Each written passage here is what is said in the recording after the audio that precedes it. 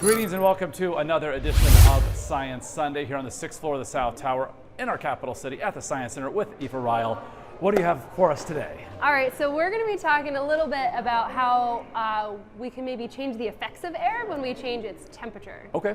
Yeah, so we've talked a little bit about this before, but I wanted to kind of do this in a fun way that you can actually try at home. Oh, good. Yeah. At-home experiments are always fun. Yeah, with a little adult supervision. Of course. So let's talk a little bit first about what's going on here, and then we'll get into the experiment. All right. All right. So we've seen these before. This is one of my favorite ways to talk about air temperature. Our little bottle here with our balloon, so the air in here is all trapped, it can't escape. And when I have my balloon in the cold water here, you know, it's kind of shrunken in. Those air molecules are moving slower, they're clumping together.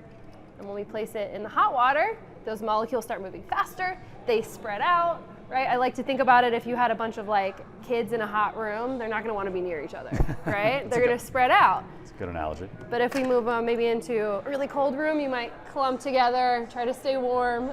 There you go. So this happens with our air molecules too. So right now over here, yes, I have an empty can, an aluminum can, with just like a tablespoon of water in the bottom. So just enough at the base, all right. Yeah, and I have it on a hot plate here. You can use a stovetop as long as you, of course, have adult supervision. And you're gonna leave that on there until you might be able to see Little steam. that steam coming out. All right. That's heating up all of the air inside that can, so that air is expanding. There's more space between all those molecules. And we're gonna see what happens when we dunk it into some cold water. All right. So Oh, you yes. put Safety on, goggles first. you know, safety first. All right. We have our ice water here. I'll move these cubes out of the way for you. All right. And you're gonna go nice and fast upside down into the cold water whenever you're ready. All right, so 3, 2, 1. So you might have heard that too, Yeah. right?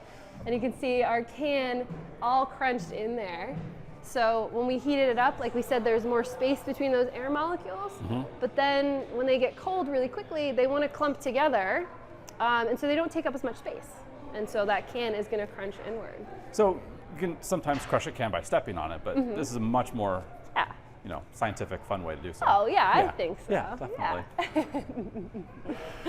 All right, so we're here at the Science Center. One floor beneath us, dinosaurs around the world. Yes. And that's in the traveling exhibit space. And because it's traveling, that means it's a limited run. Yeah, we don't get to keep it. So dinos around the world, it's only here through next weekend. Yeah, September 5th is our last day with Dinos Around the World. So if you haven't seen it, or if you have seen it, you know, come back, check it out. It really is incredible, but it will be leaving us on September 5th. So you've got the rest of today, all week long, and next weekend. But we should point out next weekend is a holiday weekend. You guys are closed on Monday, Labor Day. So truly Sunday, a week from today, is your last opportunity to check out dinosaurs around the world. Yeah, but don't worry, we'll be filling that space with other stuff. Right, as soon as it goes out, something else amazing comes in. Yeah. All right. Yeah. Aoife, thank you so much. And of course, we'll see you for another edition of Science Sunday next weekend.